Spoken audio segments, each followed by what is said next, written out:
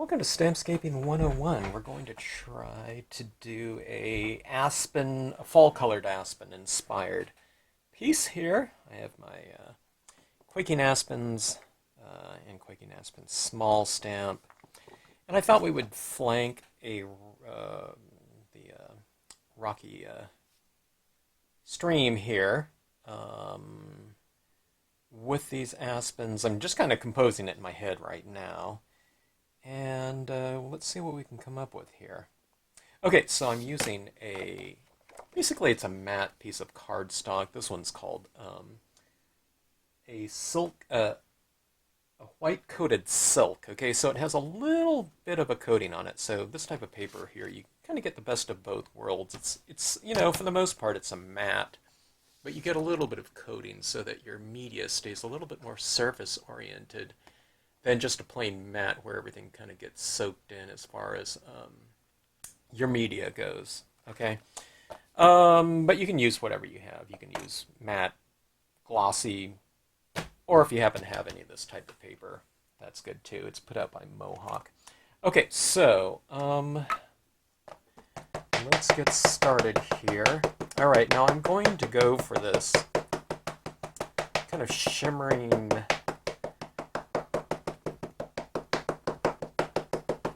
impressionistic, pointillistic, whatever you call it, surface here, using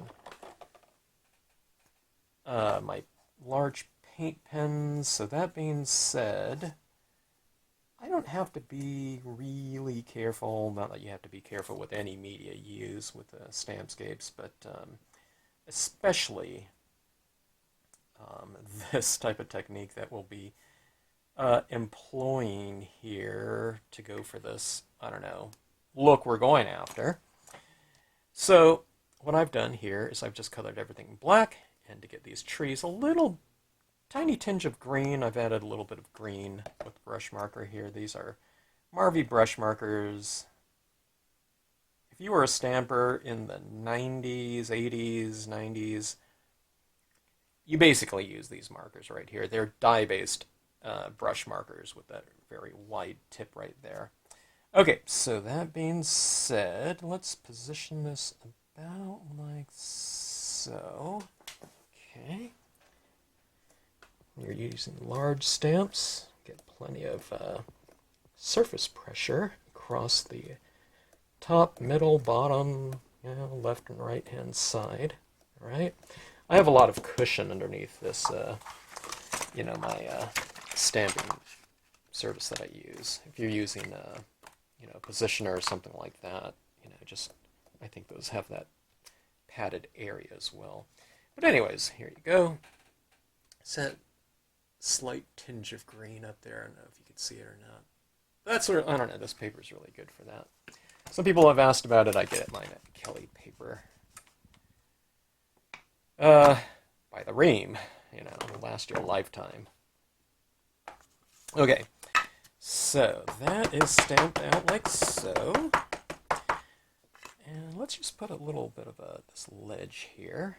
It's kind of like a foreground. I call these types of things visual lead-ins when you flank an area. I don't know if I'll flank this side. I think I might get a little bit of this in there. Yeah, why not? Go like this. Stamp this about like, let's go about over here. It's just using a little bit of it right here.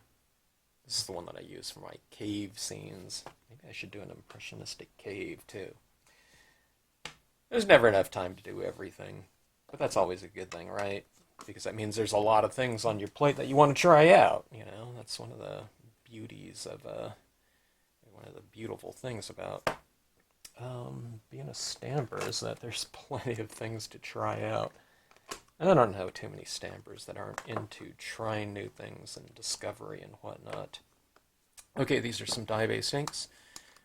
Okay, now, when I'm doing this type of thing with the paint pens, you kind of have to think a little bit differently. Okay, now normally, whatever I color this in and stamp it out, that's going to be that color, okay? So if you don't want brown aspen trees in the fall, where they're supposed to be yellow, you're going to stamp, you know, you're going to color these in yellows and oranges, whatever, and then stamp it out. But here, we are layering colors on top of it, so it's a little bit of a different mindset, okay? So what I'm going to do is go for a couple different tones on here, okay? Maybe I'll go for a brown like that. It's kind of a medium tone brown. I don't know how this is going to turn out, but you know, it doesn't have to be perfect.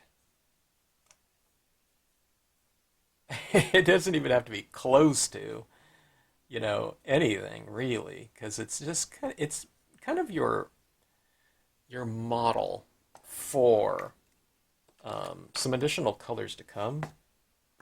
So, like I said, I'm not worried about it at all. Okay, so here I don't know, I put a little bit brown in there. I don't know if I needed it, because I'm kind of just blurring it out anyways. So I'm coloring in using this. I think this is a brilliant yellow, number 43. It's a little bit of an orangish yellow. Okay. Something like that. Let's get a little bit more brown down here, like so. Okay, now remember, there's going to be a lot of opacity when I put the dots over the tops of my impressions. So again, you know, it's not really a big deal as far as this initial coloring. Okay, all right, so stamping this out like so.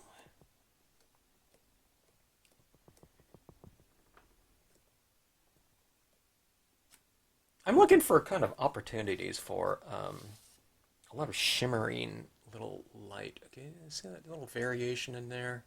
That's what you get from kind of mixing your colors. You don't have to always stamp everything out in the same color. Now, where this overlaps, this area in here, this is the darker color. So, you know, dye-based inks, the darkest color is always going to show through. But I can do this with this. That's the beauty of these pens here. I can add in that opacity here. So this tree will be in the foreground, okay, by the time I add in all these little things. So like I said, for me it's a different mindset too. I'm trying to figure it out as I go along.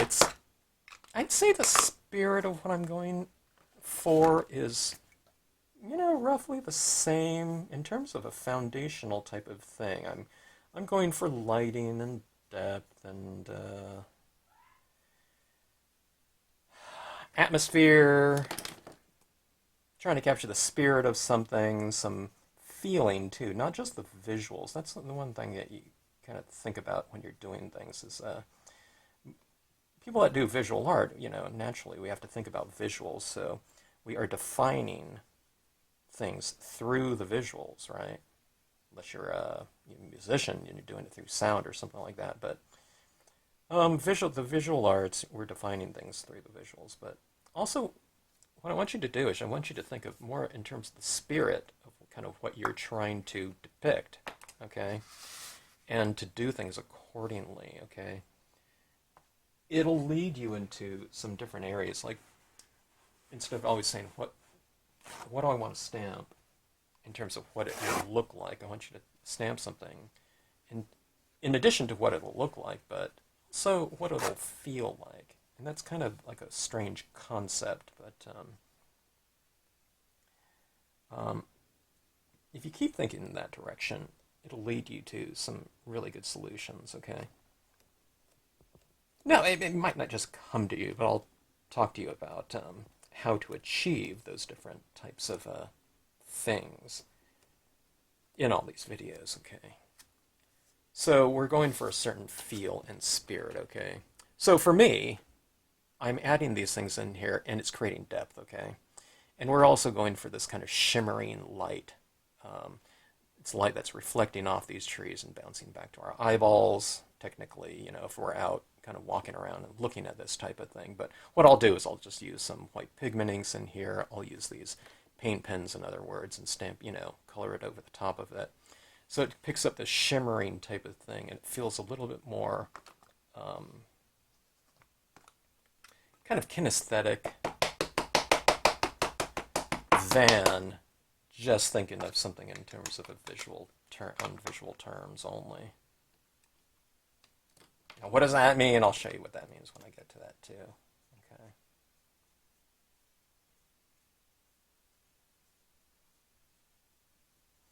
Okay. Okay, so coloring this in. I don't know. I found this. You know, you see how we're getting much more loose with this type of thing.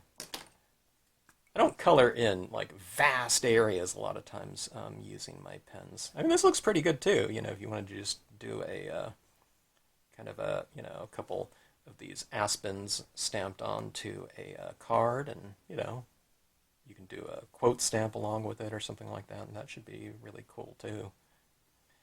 Right now, we're going to really layer things. So this is just kind of a foundational type of I don't know, outline or model for what's to come on this particular piece. All right, now these aspens, you can kind of tilt them around too. I think if I tilt it this way, that would be a little bit of, that'd be fine.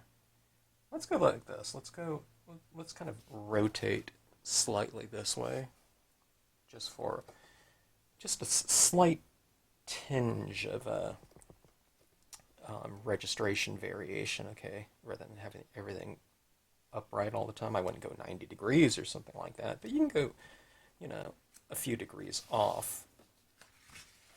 And see how this one is right here? See, it's like this. It's tilted a little bit like that. But do you see, I don't know if you can see, this is just one image right here, but doesn't that kind of feel a little bit different than just going vertical, vertical like that? What does that mean? Sometimes that is harder for people to do, okay?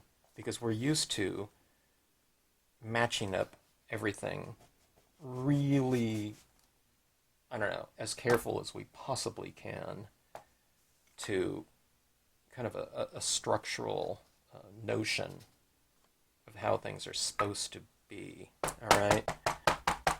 What I'm saying right here is just you can get a little bit looser with it, or should you get a little bit off registration from vertical, it's fine. I think it looks even better,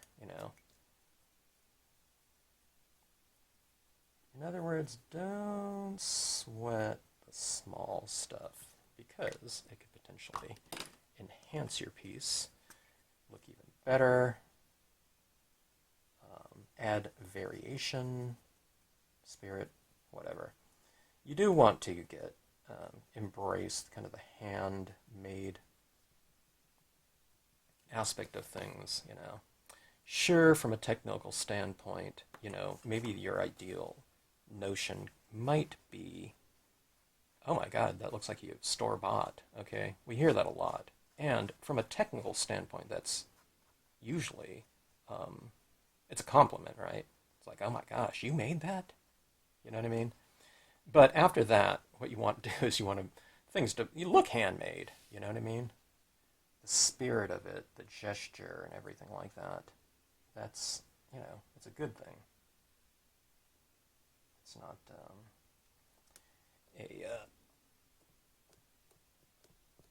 an insult to have something look handmade. Okay, now here's where I just stamped that once right here. This is the smaller version, and I think I'm going to go for that again. Let's try it over here. Okay. See, I'm kind of stamping it a little bit skewed again. Oh, I got a really good impression out of it that second time. I thought it was going to be much, much lighter. I'm tempted to go for a third, but I think I won't push my luck here. Let's go with that.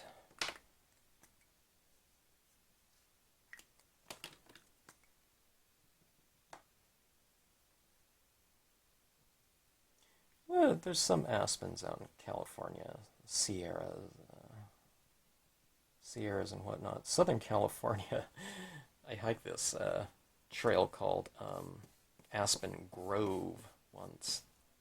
It's in Southern California, up in the mountains. And the whole thing about that whole area is that I guess they planted beaver in there, I don't know, sometime early 1900s. because, beavers are known for creating great ecosystems and whatnot, but they chop down all of the trees as beavers, they would naturally do. And it was a heck of a time trying to extract the beaver after that. They had all these beaver in there, but they had a really hard time getting them out. So, I don't know, the beaver basically cut down all of the aspen trees. All right, so those are 3 impressions out of that. Okay, now I need some in the background out there. I could use these small. Yeah, I'll just use the tips of these ones. I have smaller aspen. That would be a better bet to use. I shouldn't use this. This is my old ochre stamp here is indented. That's like a 25-year-old pad. Too much pressure was used in that one for the inking of the stylus tool. Okay, where'd my pen go? Oh, here we go. Okay, so this is going to get into some technical masking here, which is this, all right? And, whoa. And I'm just going to go for these tree tips a little bit, like this. Okay. I'll just kind of build them up a little bit like that. All right. So a little bit into the spirit of it up here. Okay. That one barely shows, but I think that'll be fine. Okay, so we're going to leave this right here to receive some color. Ink. I don't know, I could use a little rock over here just to kind of block off that area, but I don't think I'm going to really sweat that little area. I don't know. Maybe some rocks. Maybe some subsurface rocks in the form of some underwater rocks, perhaps. I'm looking for my stamps. I should have got all those kind of established before. Here they are right here.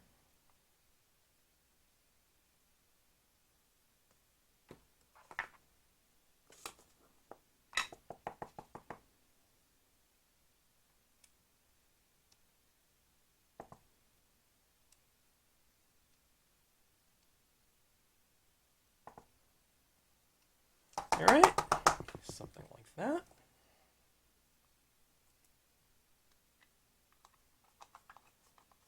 Now, when I look at this scene right now, that looks a little bit crazy to me. But I'm kind of, I don't know, I'm looking ahead towards the usage of these pens, which I don't know what, they'll look like, or the scene will look like after I apply it, but, we'll see. I know how things can kind of work in theory, but that doesn't mean that every step of the way, things look like a really nice finished card. They don't. Because this is just kind of my base layer of, colors and imagery.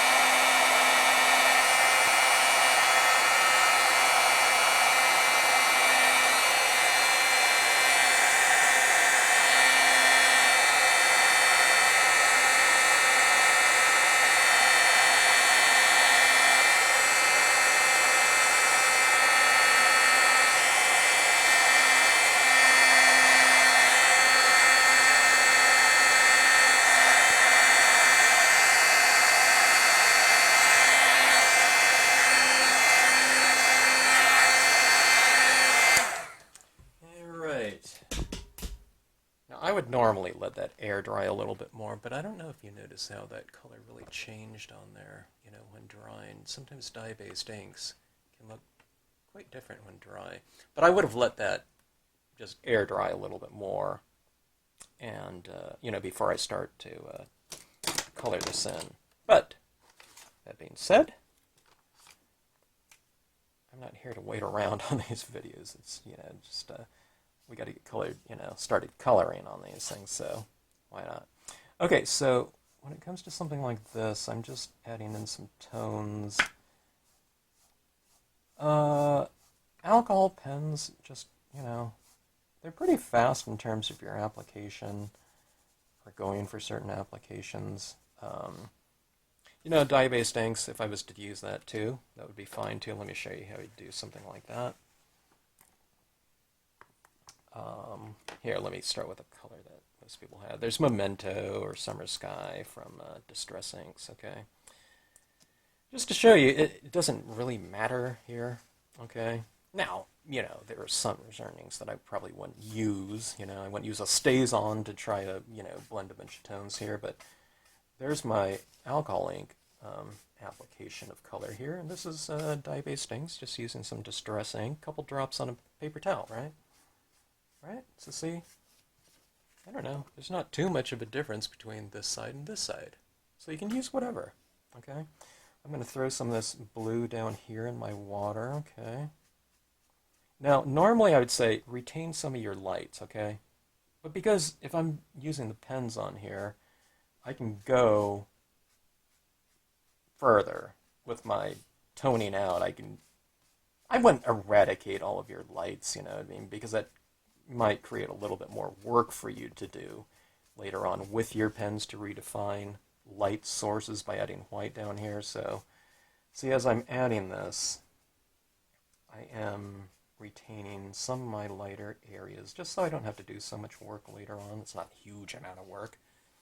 But again, that's my base layer for that light blue there. So, alcohol pens, dye-based ink, it's the same type of thing, right? You can use both if you want to.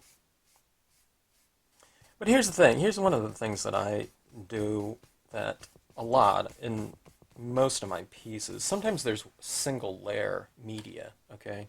This is where everyone gets confused. A lot of times people are used to coloring with maybe 2 layers of media.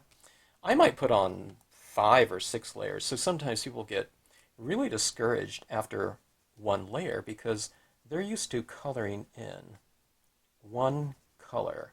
So, there's an outline design and they color it in, okay, and they can see kind of where they're going because that's a finished piece right there. That is what color that object is going to be, no matter what it is, okay? But on something where you're doing multi-levels of things, it's not often the case where the single layer is going to be representative of the end result or anywhere close to the end result in terms of the look. So sometimes people, are kind of following along, going after a certain type of look of a scene or something like that, and they do 1 or 2 colors, and it looks like this, right? And this isn't a good-looking card, so they get discouraged right then and there, okay? It's because they can't really see, or get a feel for kind of the end, the end game, so to speak, okay? But the more you do it, okay, and it doesn't matter, it doesn't have to be, a certain media. It could be multiple medias. You get kind of used to not knowing where something's going. That's with me too, okay? Like on something like this, I have no idea what this is going to look like at the end result. I kind of have a concept of what I'm going for, but I can't visualize it because I haven't done it before, okay? But I know kind of the process of generally what I'm going to work with in terms of building tones. And I'm seeing stuff for the first time every time I do this, okay? Okay, so what I'm doing right here is I'm just taking some alcohol pens and I'm coloring in kind of the shadow areas of these rocks. Well, where's the shadows? Well, the denser the area of dots, stipple patterns and whatnot, that is where it is darker on the design. Someone asked me, what's with all the dots? These dots are driving me crazy in the Stampscapes with designs. Well, without dots in here, you'd have no volume. You wouldn't have any texture. you wouldn't have kind of a notion of light and dark, you know, without them. It would either be black and white. So they might be someone that's been used to working with a lot of outline designs or just straight silhouettes, okay? So they don't have to do that. All they do is color in all the time. But they haven't been dealing with things like volumes, grayscales, light and darks, you know, objects that are three-dimensional, okay? And that's another big thing that a lot of people just haven't done a lot of, because most designs out there in the industry are outlines, okay? And outline designs are really cool, but when it comes to things like natural objects, it kind of gives it more of a caricature. It's the difference between like someone getting a portrait made or something like that and get a caricature drawn, you know, just with outlines or something like that. Okay, so we have this going on. You see my lights and darks in there? All right. And then, again, this is just kind of establishing kind of a baseline of, you know, kind of the media to come. Of course, if I don't cover up something with, you know, the pens that I'll be using on here, I'll have this undercolor that will fill in for that, okay? Now, I'm creating a composition here which is going to be, you know, pretty crazy with, you know, additional colors, so we'll see how it comes out. I'm kind of getting a little bolder and bolder with the use of these pens, you know, with each scene. Kind of the more I kind of figure out what to do. This is green right here, but see, I'm just using it's a very light green. So it kind of fills in a little bit like this. I mean, you can put this anywhere, right? People say this is hard, but it's definitely not hard in terms of technique or anything like that, or in terms of, you know, I can go like this, right? But see, if you're working with lighter tones to begin with, and you just kind of build up into your darker ones, it's really easy, and it's super, super, you know, user-friendly, as long as you kind of stay within the same techniques. Here's some, you know, yellow here. It's that brilliant, you know, yellow. Now this really stands out like this. I'm just kind of making a point here that you can kind of go crazy and do certain types of things. I would never recommend doing that, but it's going to get covered up anyways, you know. But see, here's some brighter little bits and tones in here that maybe when I add my ink over the top of it, my paint, maybe that ends up being kind of this brighter color showing through the cracks in between little dot pattern that I put down on here. Speaking of which, let's take these colors. Now I grabbed these colors out of my pens here, my little 24 pack of pens, and let's shake them up. These are all kind of the colors of, you know, the aspens I want. It's not really so much orange, okay, as much as yellow, I know that, but from an art standpoint, okay, I need a little bit more contrast in a way, so I might utilize the orange, okay? Okay, so the greens of aspen tree, you know, they're green, and then they turn orange, yellow, okay? So what I'm going to do is I'm going to start laying down some of this green on here, okay, as kind of a foundation color. Maybe these leaves haven't turned completely yet, okay? So you can see how I'm just kind of adding this in here. Is there any rhyme or reason to this pattern? Not really, you know. Maybe more so when I get into my lighter tones. I might kind of focus in on, you know, hitting some certain branches or something like that. It's largely, I don't know, these aspens really do merge into one, though, in so many ways, so keep in mind this is a very specific kind of a test of, you know, imagery and whatnot. It's kind of an extreme version of light. And this is not, what I'm normally doing. If you haven't checked out other videos or scenes, or, kind of seen what Stampscapes is kind of about, this is a really, really kind of unusual type of usage of the media. This is kind of more about the usage of these pens and the different looks that we can potentially achieve from the pens, and paint. I guess paint in general, and it's kind of an exercise in opacity too. Dye-based inks are transparent. Pigment inks are kind of more translucent. And this is my kind of first, I don't know, maybe first like serious foray into the utilization of opacity. And I've always been really yearning for some potential media or usage of opacity. Meaning you can't see through it. I mean, all of us are. The thing that has occurred to me recently was I didn't realize everyone's kind of feeling about like white paint pens. I'll use a white paint pen. The biggest question I ever get on the boards is, "Hey, what pen are you using there?"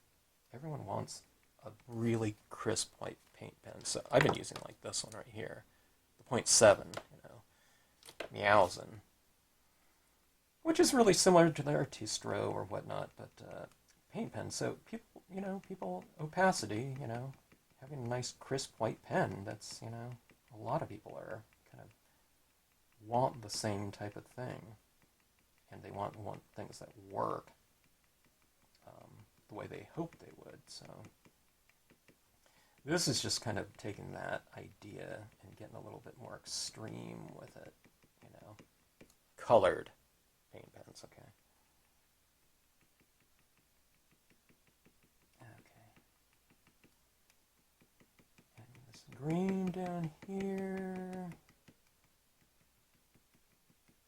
You really don't stay on anything too specific. I mean, I'm not stamping this green out, the blue area of the sky, but, we're really not staying anywhere, too seriously, on course, with the imagery that's been stamped out, okay? Like I said, it's kind of more of a, I don't know, model for paint placement, okay?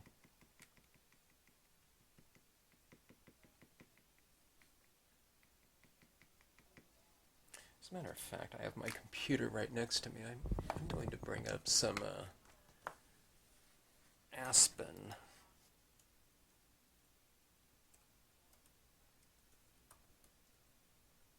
going to bring up some aspen tree imagery so I can look at some different colors. Okay, so we have that. Okay, so we have some kind of shimmering. Yeah, there's a little bit of that golden tone I see. I can't show you my computer. I have to hold it and like tilt it up like that, but I'm just going for some different kind of areas of tone, okay? So I'm looking at the imagery, and there's like some shadow areas. It's kind of clustered orange, so let's do some of that.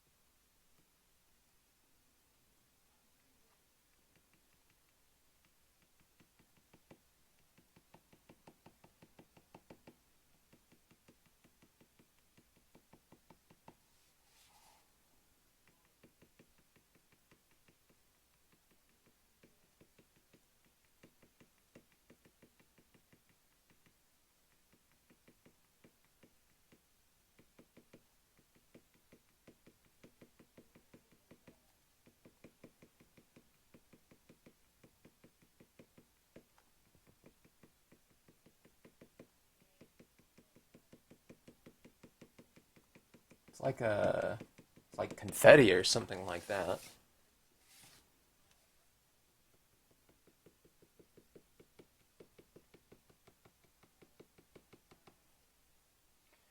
All right, let's see. One color that I wish I had was kind of a brown tone. I don't have like a good brown tone, which is, you know, that would be really good in scenic stamping, of course. But oh, short of brown, let's see. Gosh, do I have to go all the way to black? I'm looking for my black pen. Here we go with the black pen. I don't really want to use the black pen, but let's add this in right now. I'm missing some kind of defining kind of tree trunk area types of things, so let's go in some of these areas here.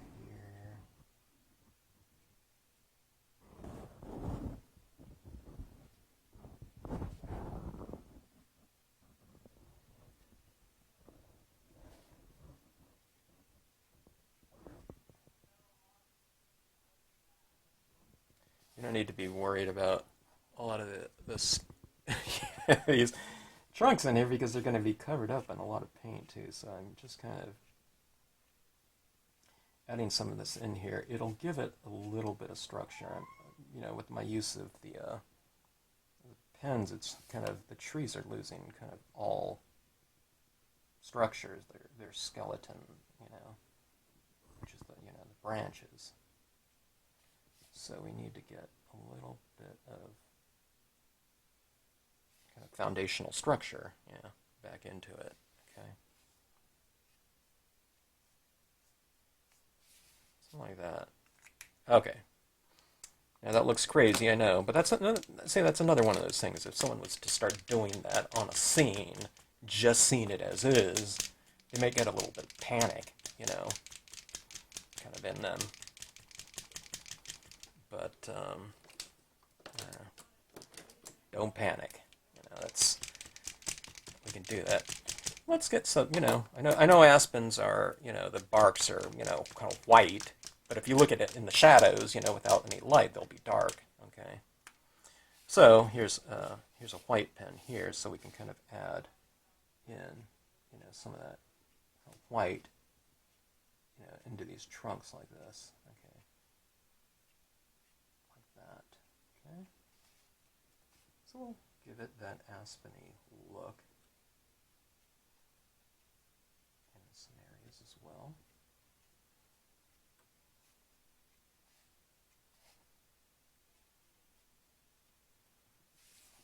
Okay, something like that. It's coming around a little bit more now, huh? Go for the base of the trunks like this.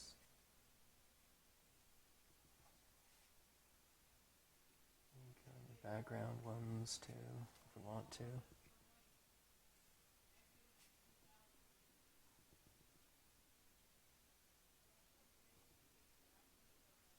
Maybe this big fat pen's not so good in some of these things where I'm going for a smaller thing, so maybe the 0.7 would work better, but like I said, this is all kind of like more of a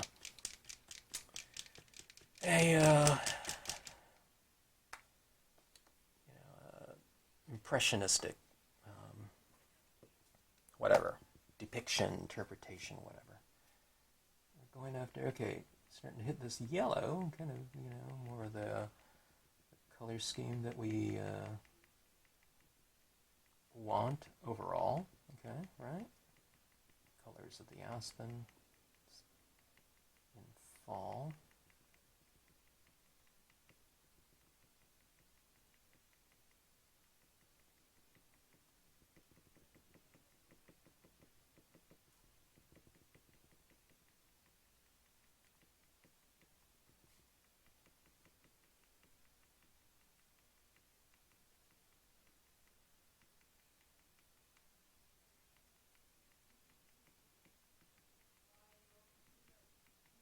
Now, this is definitely a lot of dots here, you know, over the whole thing. But, you know, if you think of it as kind of each layer, you know, that I'm laying down, I don't know.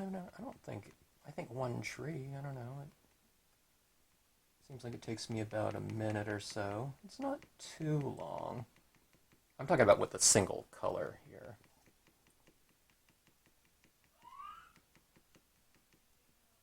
So not too extreme in terms of time expenditure. I think it looks better, the more kind of potential layers that you lay down. Kind of the richer, potentially, the object can become as a result. So.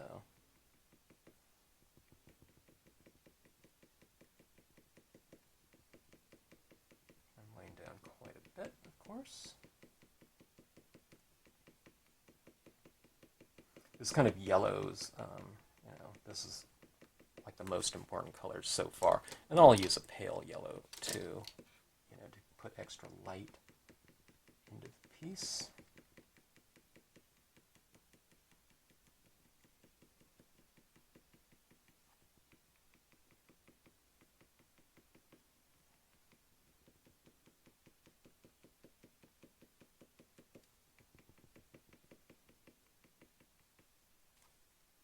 Alright, so there's kind of an example of that on one side.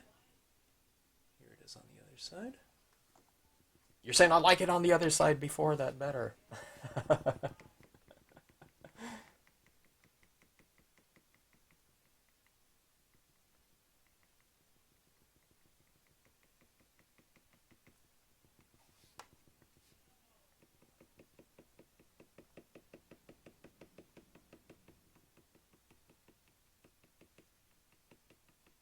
Now, see, this is really looking nice when I overlap the, the stream. It puts that kind of added depth into the piece by having something opaque over, the background rocks, the darker rocks.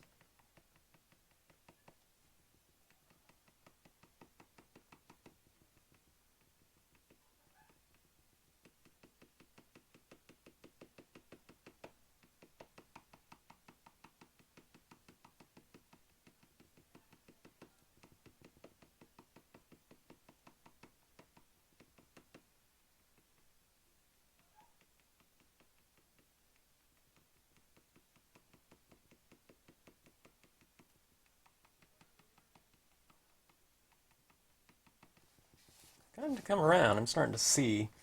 It's kind of when you're working in those, going back to that multiple kind of layered process, at some point in time, in terms of a finished result look, you kind of start seeing it come together. Now, when I see this like this, I'm kind of getting the gist of what I think the end result will look like, okay? Sometimes it's the last color that you put on, in terms of building a, like dye bastings or something like that.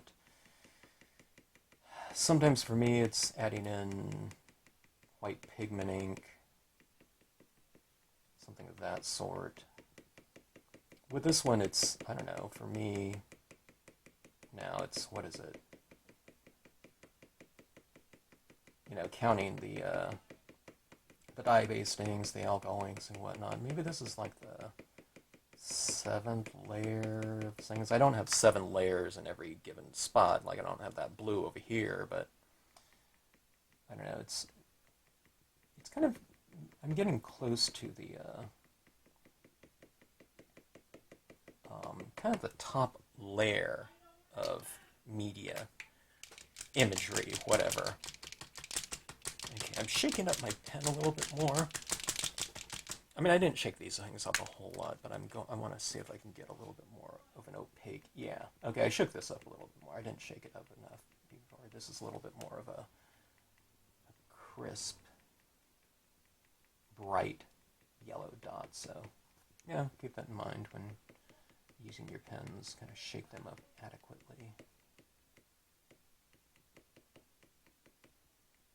But you can also shake it up a little bit and get one kind of colored dot. It could be more translucent. And you can shake it up more and get a different colored dot. So you can get, you know, like 2 inks, you know, or 2 to 3 inks, you know, 3 values of ink from one pen too, just by the amount of mixing that you do.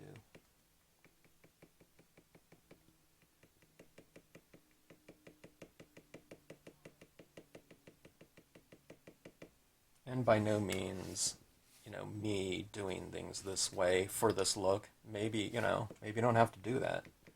Maybe, I don't know, I added in a few extra steps too. You know what I mean? Maybe coloring the aspen trees initially and stamping it down. Maybe, you know, maybe I could just color it one color and just, you know, when you start using your pens here. I'm just not so used to using these pens yet, so I don't know how much color to apply in the initial impressions of things like these trees. Maybe I kind of do it a little bit more, then I get, you know, a better feel for it, and you know, I don't take so much time to color initially those impressions. Yeah, which would save, you know, quite a bit of time too.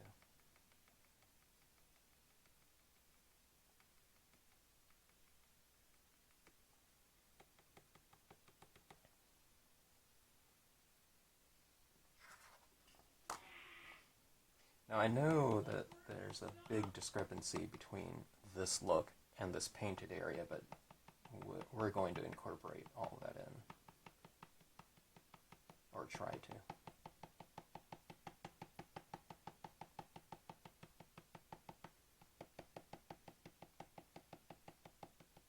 This is one of those things, when you start applying things like these little dots down,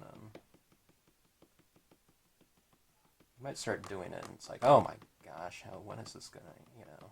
This is a big scene too. It's a slimline card, right? It's a half page. It kind of becomes almost like meditation on it, you know, in other words, you know, when you're starting to do some of this too sometimes.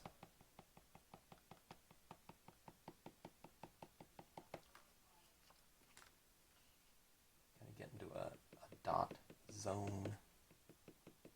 You can be thinking about other things. You're just kind of going off automatic. But you can see where I'm going over some of these those branches that I drew in there. So you just kind of see the branch in the background, or being broken up by, you know, this patterning texture.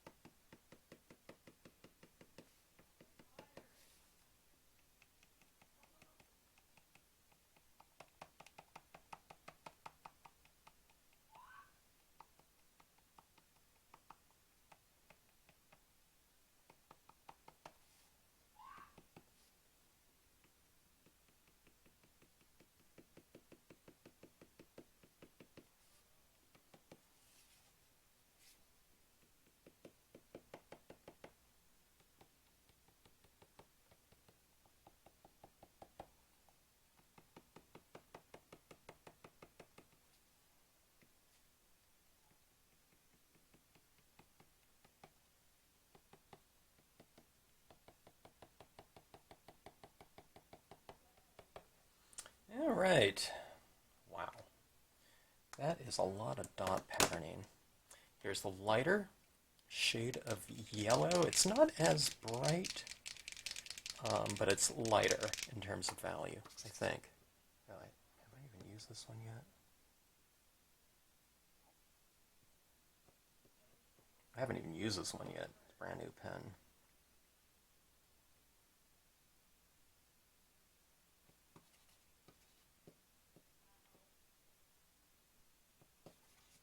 All right.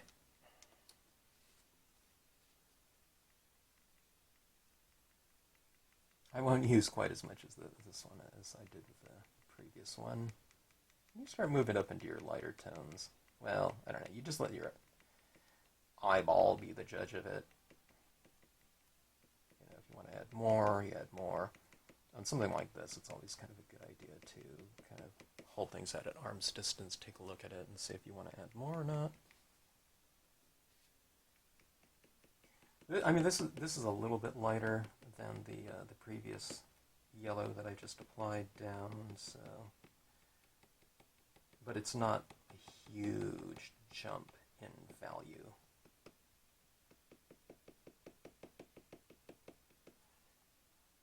Or a huge change in value, I should say.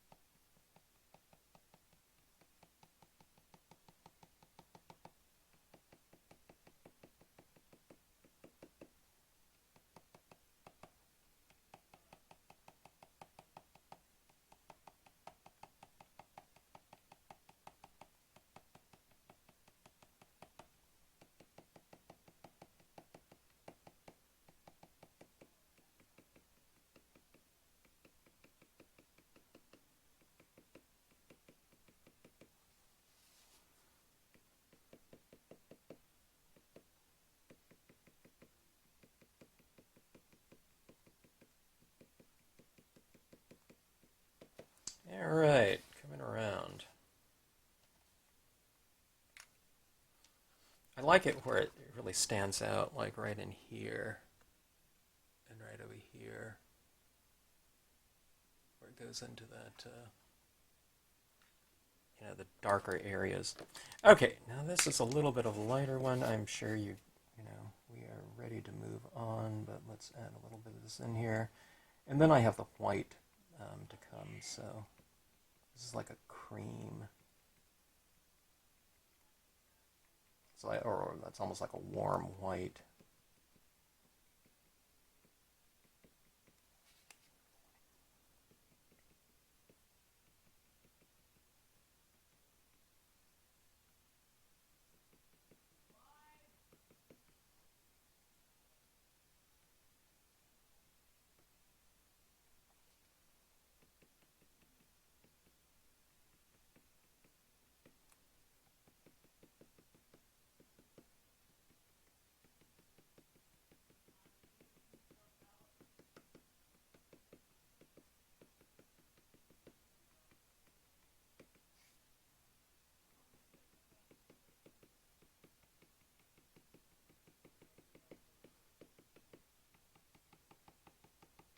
You can go back to other colors too. You don't always. I'm kind of working from dark to light, but I think I'll be adding some light over the, or you know, some darker over the top of this white or light too.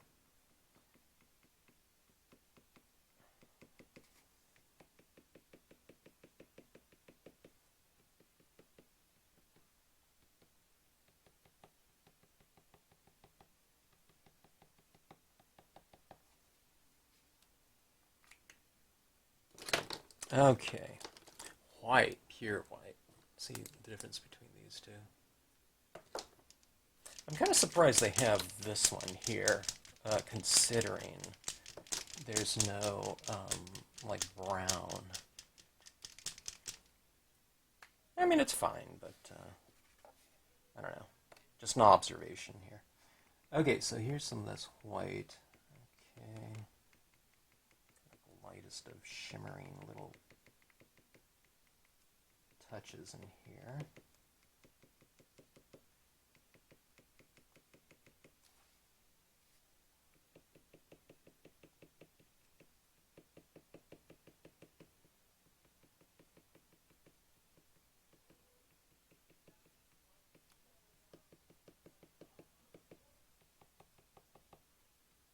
Now, some of these areas I've completely lost the form of my initial aspen. So I'm just kind of faking it. I'm just kind of clustering a few little dots, you know, like that.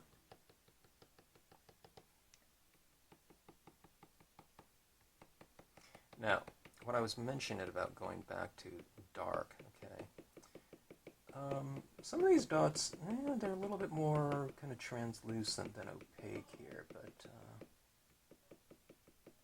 putting down this white here might give me an opportunity to get a little bit of a brighter yellow by adding the yellow on top of the white dot. Okay, whereas before I was adding the yellow on top of kind of browns and everything like that, so a little bit of the color is showing through. So adding down some of this white like this, okay, like I said, it might afford me the ability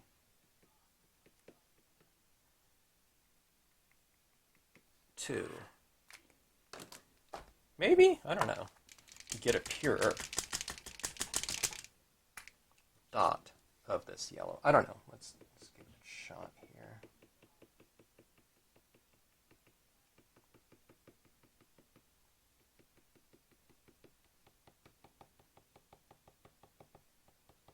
Heat setting wouldn't hurt too, you know, with some of this. A lot of my little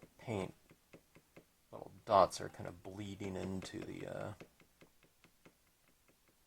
you know, the paint that I've laid down before already, because, you know, these little dots are really kind of sitting on the surface of this paper right now. And, you know, they're still wet when I put another, you know, color of dot over the top of it, so that you're getting a little bit of bleeding. It's not too bad, though. It's not like really bleeding in there. Okay, so that is that. Let's go into our water area. Okay, this is where we start to give the water area a little bit more continuity. We have some grays and some blues here. That's what I like about these pens too, is there's plenty of variations on blue tones, and of course, you know, we use a lot of blue tones in scenic stamping. But let's add this down, you know, some of this texture into our water. Okay. This is kind of a, I'd say that's like a 40% blue, so I'm adding it largely in the same areas, or areas with the same kind of general value. Tapping it over some of these rocks, which is fine. You know, the rocks down here in the water. Let's get a little bit of a texturing. Let's get some stuff out of the way. Let's get some of this blue in my rocks as well. Okay. I did add some of that blue into those rocks. It's kind of a bluish gray tinge, but we'll kind of give our forms in here some sort of a textural continuity. Okay. Just so they're not completely visually unrelated to each other. Kind of add, you know, some of these little textures down. They share in common. Of course, it's a common color too.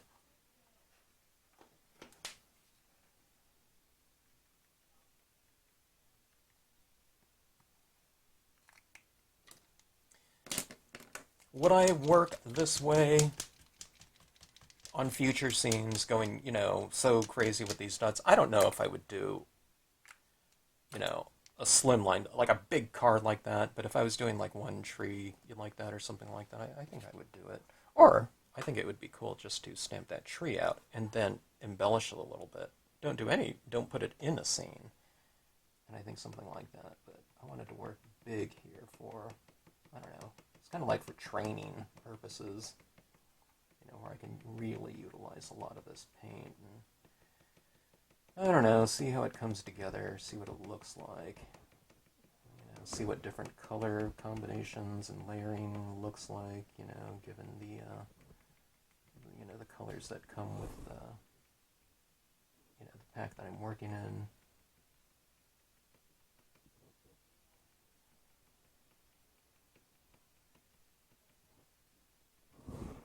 Okay, now this is a little bit of a lighter blue, so I'm putting the lighter blue in the lighter areas areas of my rocks. Well, where's the lighter areas of your rocks? Well, it's usually the top portion of the rocks are lighter to begin with, okay?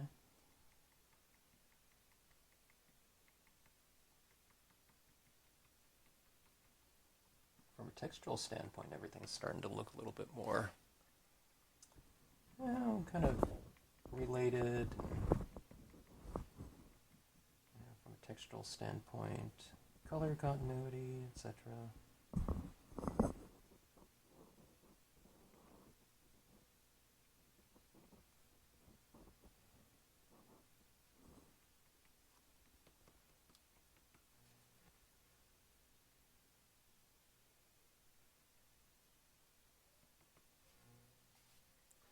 Alright, so this is what we're looking at right here.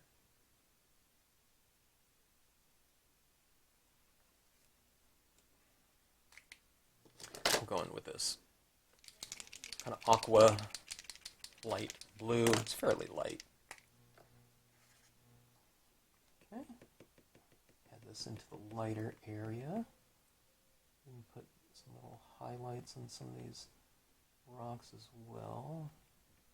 We'll save some of that for the white that we'll use on here, but this is one of the lighter blue values, so we'll use that in the lighter areas, top portions, in other words.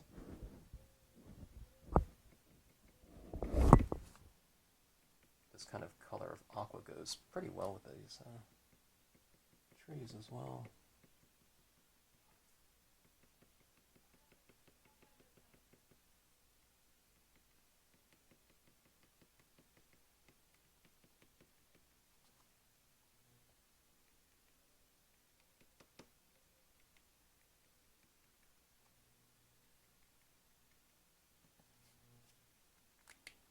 Let's see, I'm going to put a little bit of a green tinge. I think this is the one that we used in our trees here too. I'm going to a little bit of green on some of these rocks here for, I don't know, moss or something like that.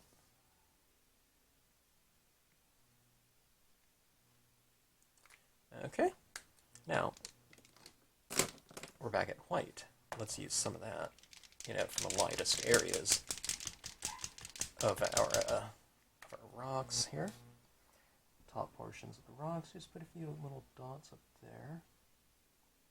Don't do it on a rock that's like super dark though, like you've toned it out a lot and you haven't used a lot of the lighter tones. If a rock is super dark, what you're saying is there's not as much light in there, so what I'm using the white here is it's more as like highlights in light areas, okay?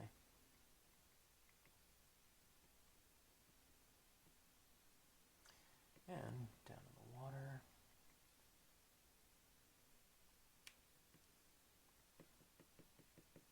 I thought this river stream stamp here would,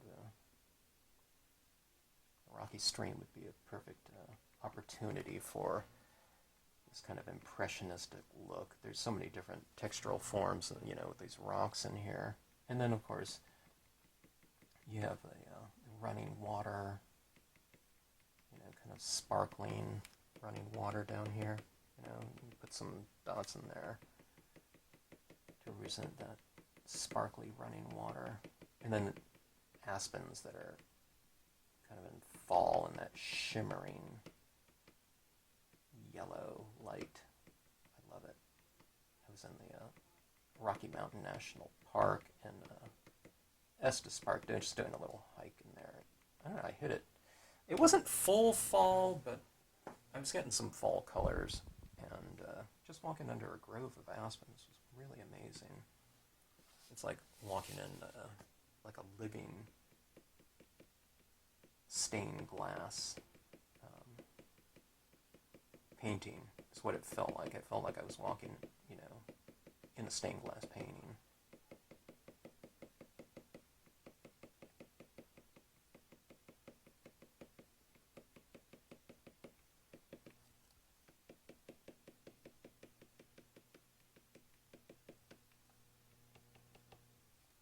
Okay, now here's what I'm going to do here. Now, Okay, these are fall colors right here, these aspen colors. And one thing that I'm going to do is I'm going to take this yellow and I'm just going to add this around on my rocks, in the water, because it's like little, you know, these, it's fall, so you get these leaves, fall-colored leaves, golden leaves, you know, yellow leaves that are dropping into the water like that, so. Just little things around there. I did a pink one the other day, and I, you know, put a few little pink little dots around like that. Okay, so that is that right now. This is really my favorite part of these scenes, is kind of finishing things off, okay? I'm wondering if I need to heat set some of this. I do have some of that yellow up there. Okay, I won't heat set yet, but okay, let's add in some pigment ink. There's not a ton of continuity in here yet, okay? I have similar, you know, textural looks in this area, but here's some white pigment ink on my cotton ball. From a textural standpoint, this is adding yet another texture throughout this piece that will really bring it together, okay? My pad here is quite a bit dry, okay?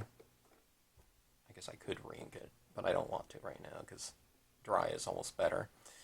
Okay, now what I'm going to do is I'm going to start bringing some of this into my background trees, okay? See that little area in the background there where it's much lighter, okay? So I'm adding this white into areas that are kind of white in the background, okay? First, or lighter areas in the background, like this, and I'm bringing it down into those trees there. See these trees in the foreground, how they start getting lighter? So it's like this atmospheric type of condition that you're bringing into the scene, okay?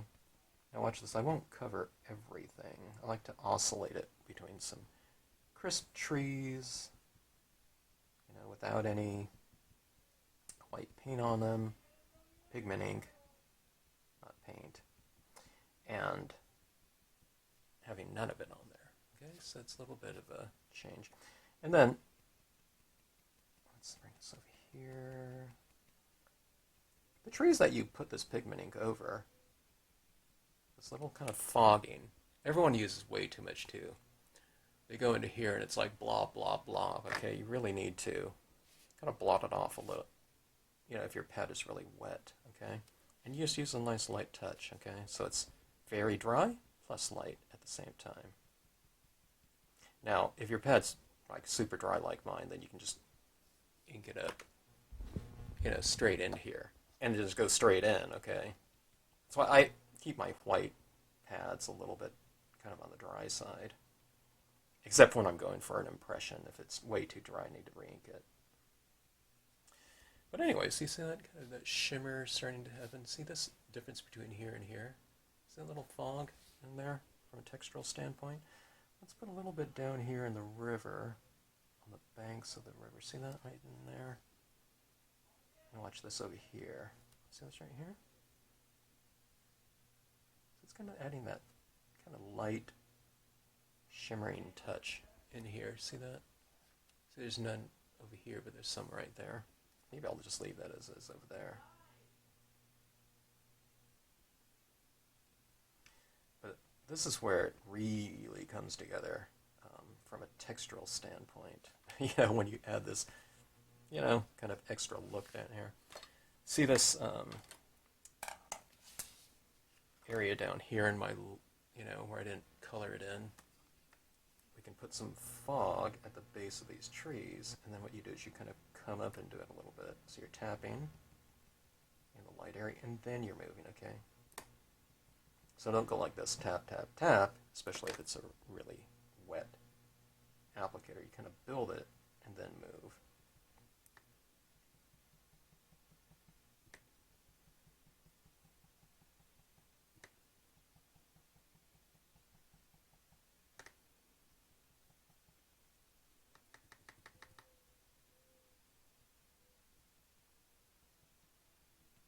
you see this kind of coming in right here?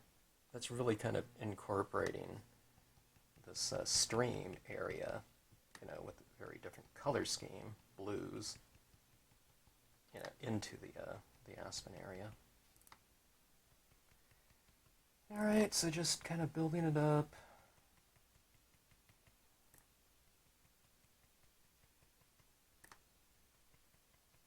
If you learn anything, my recommendation, learn how to do this. And what that entails is don't use so much ink at any given time. Kind of really build it up lightly, build it up in your lighter areas, and then move into your darker areas with it.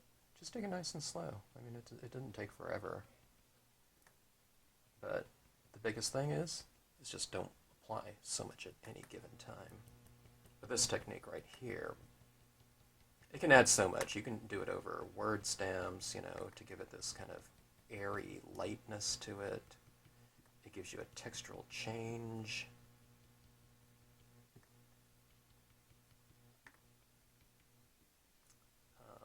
It adds that kinesthetic. Okay, we're going back to feel. Remember I was talking about that, I don't know, like 20 hours ago on this scene. But, you know, I was saying we were going from visuals, but when you add in something like this, it suddenly becomes much more kinesthetic looking. Okay, there's this feel that the scene has now, because what you're doing is you're representing kind of fog. There's this mist, illuminated mist in the scene, which is kind of characteristic of moisture in the air, right? So moisture in the air would be coming in contact with us, you know, our skin, etc. You breathe it in, breathing is different. Okay. So it gives it a different visual, but also kinesthetic quality to your pieces. And that introduces feel, and feel is very kind of tied into emotions, right? So how do you feel about it, right? They don't say how do you see about it, you know. Well, I guess they could, you know. How do you look at it or whatever. But if you kind of incorporate more than one sense, you know, it gets us there a little bit easier. Okay, so adding that in, let's take a look at that. I really do need to re-ink this. I've been kind of putting it off for too long, but it is, I don't know, it's taken me a while to do this. It usually doesn't take that long because there's usually more ink. Okay, I found a little bit of a wetter spot here, so.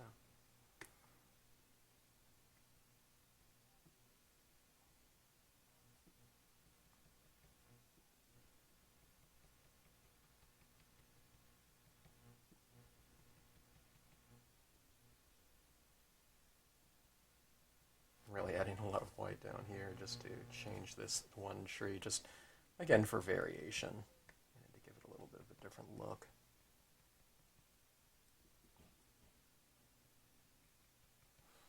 Okay, there's my white. Let's go on with some. I've been using my VersaFine Clair on these pieces. The Brilliance Black would dry faster, but at this point in time, I'm not necessarily looking for this to go fast. I just want to,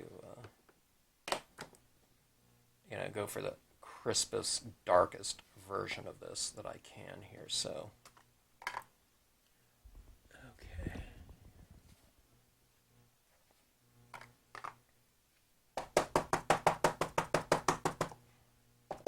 Some reeds. I've been using these because, I don't know, they're nice and dark and very airy.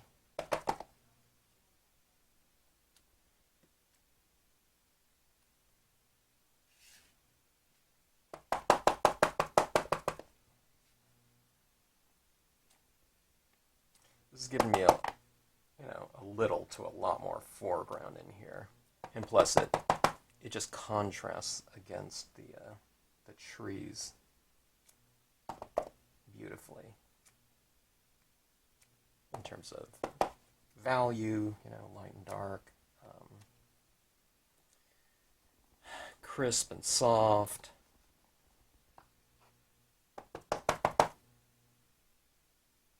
Notice I'm kind of changing my angle, you know, with each impression. Okay, building them up a little bit more. So you get this area down here. Okay. This scene is really quite busy, so I'm using a little bit more reed than I normally do, just to kind of build it up a little bit more. Okay, that's good. And the VersaFine Clair, of course, is a really dark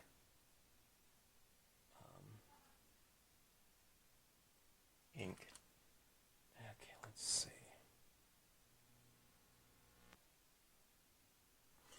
Alright, I've been using this, why not? I'll just use it again. It's the oak branch.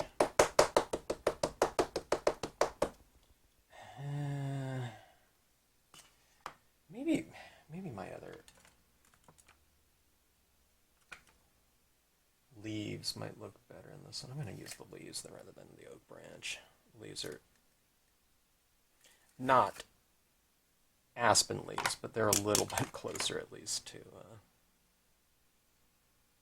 the aspens than the oak branch. So let me just use this one. I'm trying to find my other, where's my other block here? I have a smaller block than this one. Oh, here's my other smaller block, sorry. My stamping desk is completely cluttered. And I've seen your photographs out there of your stamping areas.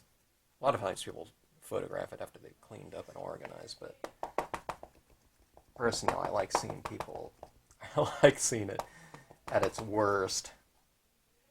But for a stamper, it's also the best, you know, that, you know, if you see like someone's desk and it's all cluttered and they only have like a tiny little working area, you know, to work in.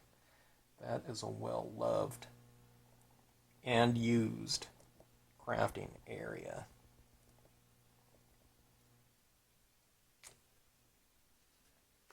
Although I do like seeing the tidy ones too. They're like, I don't know, like model house crafting areas. Okay. We'll build some of this up right here.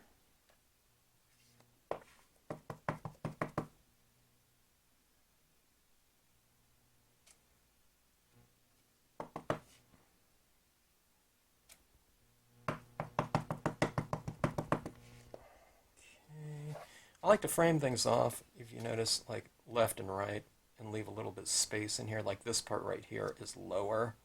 So right in here, I'm going a little bit lower on this overhang, okay, on the left and right side. And then as I move in here, I'll use a little bit less of this stamp, you know, to give it a little bit more of an open area or space.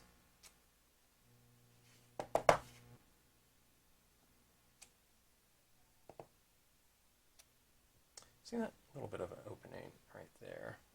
Okay. Actually, that's a little bit too much. Let me just go like this. Okay. All right. So here we go here.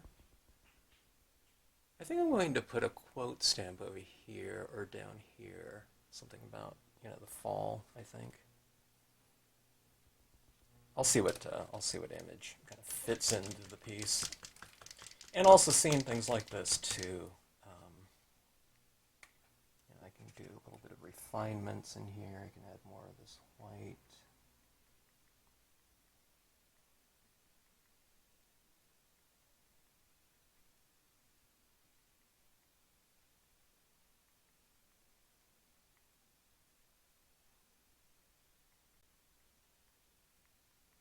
This is something too, if you want a really crisp dot, what I can do is I could spray seal this, and with these paint pens I can come in here and add in, you know, some additional dots as well and get a very crisp impression, or I don't know, whatever transference of this white ink.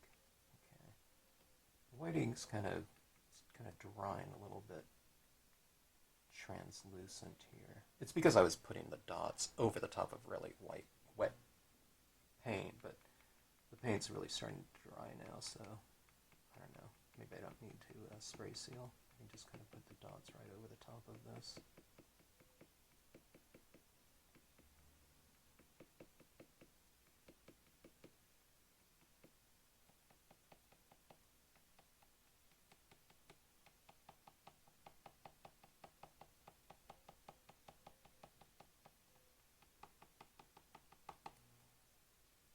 Alright, looks a little bit better. A little bit more contrast.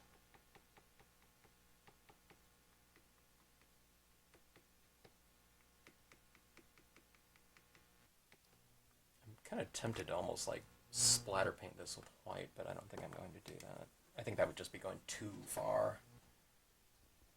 Alright, so anyways, let's see what we have here. I don't know, I can bring a little bit more white into this. I think this is a little bit too dark in here with the rest of the space, you know, just only in relation to the rest of the scene here. It's not too dark, you know, just in general, if it was not flanked by, you know, super light colored trees. So let me go in here a little bit more. Let's kind of bring this stream a little bit closer to, you know, the values of the tree, rather than darkening the tree or something like that. Leaves.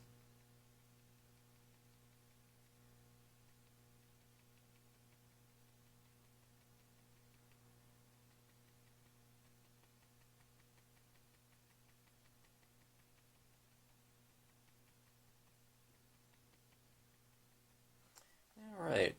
Looks better. There we go. It's a little bit more balanced out, don't you think?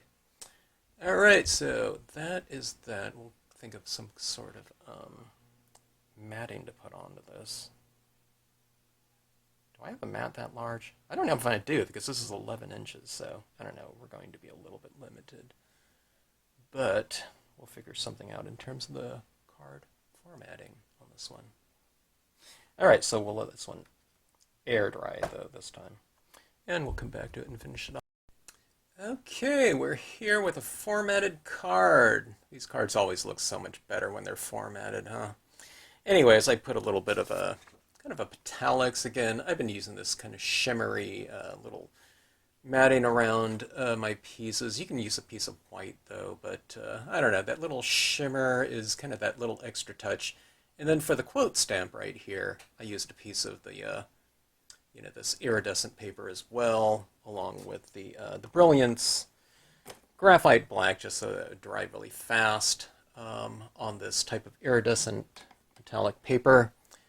A little bit of the gold Stardream matting around the quote, as well as reiterated around the piece as a whole.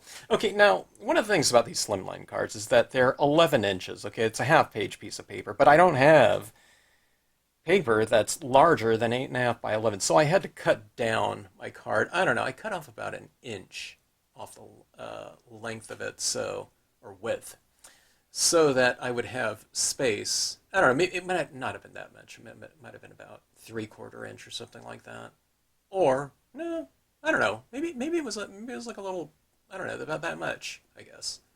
No, okay, because I have it on both sides. All right, I already forgot what I did, but I cut it down just so that I can mat it, and it just looks so much better, you know, in that format right there. But anyways, threw it in the gold. Figured it kind of matched the, you know, the golden colors throughout the piece right here. I'm kind of toying around with the idea of using a little bit of gold in these trees. I don't know, it might look kind of interesting. Maybe I'd do it with a smaller 0.7 millimeter or something like that. Not that I really need to. I think it has enough continuity between the color of the paints just as is, you know. but it might be kind of interesting to throw in a couple little sparkly bits in there. I don't know, I think it'd be kind of interesting, but I don't know, I'll think about it. But anyways, formatted and all set. My Claire pigment ink right here, the black Claire, wasn't quite dry at this point in time. There's a couple little kind of shiny little spots right down in here. But it's been a few hours, so I'm sure this would dry overnight. But, you know, I mean, this piece is so busy that when I was kind of formatting, and, pushing this down, I mean, if I got a little bit of a smudge here and there, I mean, you can't even tell, I mean, with this, so much texture in this piece. So let's take a look at all this texture. I did cover up some of it with the quote, but I think it was worth it. But there isn't very much of a semblance of this tree in here anymore. But, I mean, you can kind of see it, though, a little bit, right? This tree right in here and here and here, So, I don't know. I mean, it does provide a nice kind of formatting for all those dots to come, but, I mean, you don't have to really stick to the layout, I would say. It's a good kind of outline by which to lay these types of dots down. And like I said, I don't think I would do it like the size of card in this technique very much, but it sure is fun to do. And like I said, I really like the end result of these pieces. I like putting them together and seeing all those little dots in there. As far as the process goes, I mean, it's okay. I would probably do like a quarter size card, though. It just goes so much faster. And I don't know.